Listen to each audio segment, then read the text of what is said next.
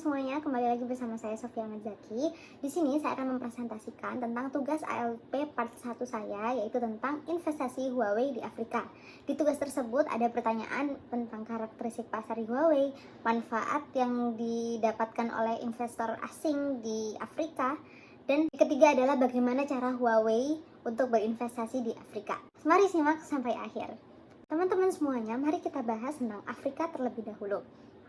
Teman-teman, seperti yang kita ketahui bahwa Afrika memiliki populasi 1,4 miliar per tahun 2023 berdasarkan perhitungan di Wikipedia. Sedangkan berdasarkan riset bahwa 85% penduduk Afrika menggunakan ponsel, sama halnya dengan Amerika dengan presentasi 90% memiliki ponsel. Maka peluang inilah yang ditoleh oleh perusahaan asing seperti Huawei untuk berinvestasi lebih banyak.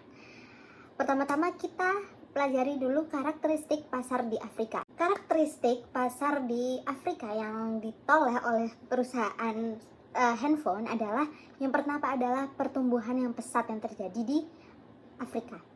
Sampai McKinsey mengatakan bahwa kondisi Afrika saat ini seperti singa yang sedang bergerak.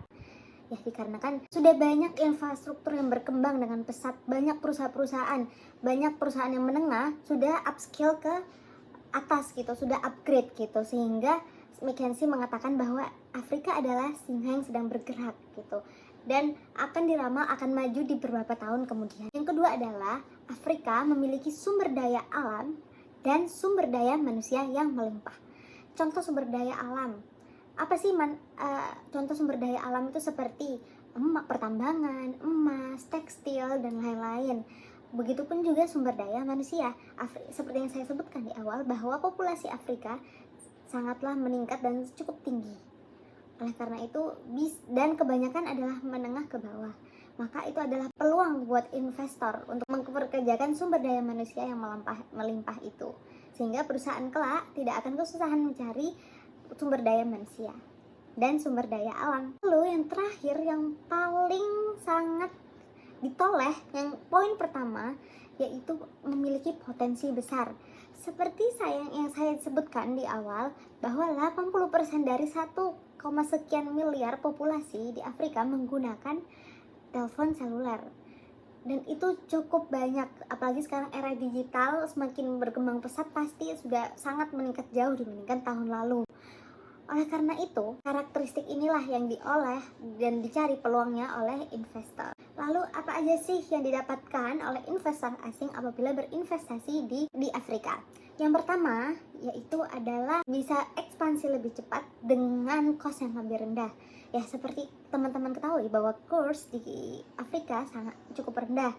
Otomatis UMR yang ada di Afrika juga rendah. Oleh karena itu, Huawei bisa investasi dengan kos yang lebih rendah dibandingkan berinvestasi di negara yang berkembang atau negara yang maju. Maka itu yang utama didapatkan oleh perusahaan asing. Lalu yang kedua adalah infrastruktur yang berkembang. Dikarenakan banyaknya investor yang tertarik untuk berinvestasi di Afrika, juga banyaknya pertambangan dan lain-lain, maka infrastruktur otomatis akan meningkat. Maka Huawei saat berinvestasi di situ akan merasakan berkembangnya infrastruktur yang cukup besar. Lalu yang ketiga adalah sumber daya alam yang melimpah. Ya teman-teman, dengan adanya sumber daya alam maka tidak perlu banyaknya impor bahan-bahan dari luar untuk di Afrika. Jadi di Afrika sudah tersedia bahan-bahan tersebut. Jadi perusahaan tidak perlu impor barang untuk memenuhi kebutuhan produksi. Yang terakhir adalah akses perdagangan yang mudah, dikarenakan belum ada peraturan ketat atau rumit yang didapatkan di Afrika, juga dibantu dengan teknologi yang sedang berkembang di Afrika. Apa saja sih cara-cara yang dilakukan oleh Huawei untuk bisa berinvestasi di Afrika? Cara-cara ini saya dapatkan dari Google, dan saya belum menemukan cara-cara yang terpublikasi dengan jelas terkait investasi Huawei ini. Yang pertama yaitu investasi langsung.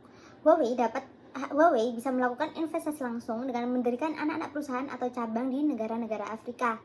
Hal ini memungkinkan perusahaan untuk memiliki kendali langsung atas operasional dan strategi bisnis di wilayah tersebut. Investasi langsung juga Investasi langsung juga dapat berupa pembangunan infrastruktur, jaringan telekomunikasi, atau fasilitas produksi yang menjadi penting di perusahaan Afrika. Hal ini sudah dilakukan oleh Huawei. Huawei juga menjalin kemitraan strategis dengan perusahaan telekomunikasi Afrika. Hal ini sangat mempermudah Huawei untuk bertukar pengetahuan, sumber daya, dan akses dan informasi ke yang lebih luas sehingga mempercepat proses investasi. Lalu yang ketiga adalah dukungan dari pemerintah. Ini pastinya sangat dirasakan oleh Huawei, yang mana pemerintah sangat memberikan akses untuk Huawei berinvestasi dan membuat investasi di Afrika, karena Huawei berniat untuk membantu mensupport semua jaringan telekomunikasi di Afrika. Maka pemerintahan tersebut pasti akan menerima tawaran tersebut, asalkan dengan harga yang murah. Setelah mengetahui karakteristik pasar, manfaat yang didapatkan, dan juga cara-cara Huawei yang dilakukan oleh Huawei untuk berinvestasi, maka kita sebagai orang awam saja sudah melihat potensi yang besar ini. Kenapa Huawei bisa bersaing dengan merek-merek lain dengan harga yang jauh lebih murah? Ya dikarenakan Huawei mempunyai strategi bukan berinvestasi di negara yang maju, melainkan negara yang sedang berkembang, yang mempunyai beberapa kelebihan yang sangat cocok dengan perusahaan ponsel, handphone. Oleh karena itu, Huawei bisa menjual produk jauh di bawah pasar. Yang saya simpulkan dari ini semuanya adalah pentingnya networking, riset pasar, dan mencari potensi yang kiranya belum dilirik oleh perusahaan lain. Mungkin itu saja dari saya. Terima kasih telah mendengarkan sampai akhir. Sampai berjumpa lagi.